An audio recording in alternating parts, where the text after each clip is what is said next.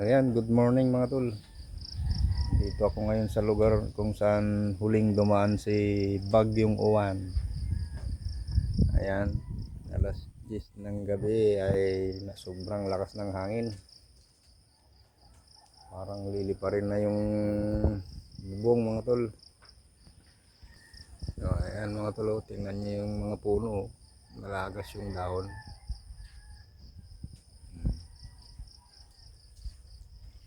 Nalagas mga tol, yung mga puno. Ayan o, kulungan ng baboy, nalipad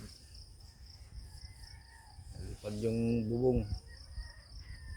Mga saging, kawawa na naman ang saging, kaka-recover lang. Ayan mga tol, nanglili pa rin yung bubong. Ayan, makatali angat na siguro yung mga yero. Nakatali yung bubong mga tol. Sobrang lakas ng hangin, mga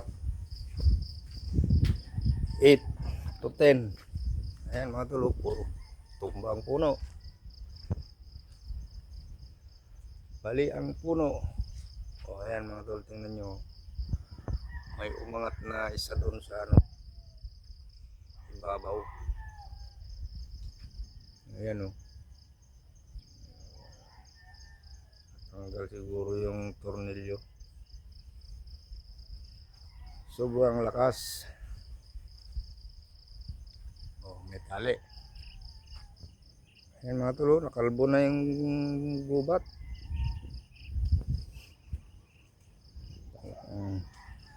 Ayan yung panahon ngayon. Andito pa yung buntot talaga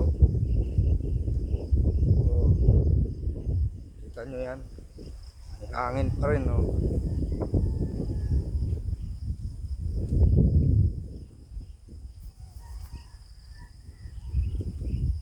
Naka-recover pa lang sa bagyong Imong. Inagyo na naman ng Bagyong Uwan. Ayan.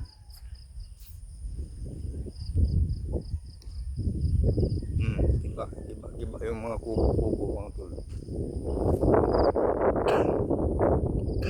Ayan. Yung waiting sheet to clap. Ayan, kalupit si Uwan. Ayan parating pa ng ulan.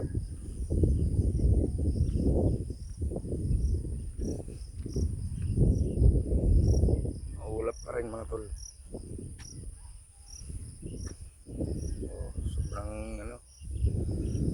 Sobrang lupit. Malupit ang kalikasan. Walang pinipili. Kahit mahirap ka, ikaw inuuna.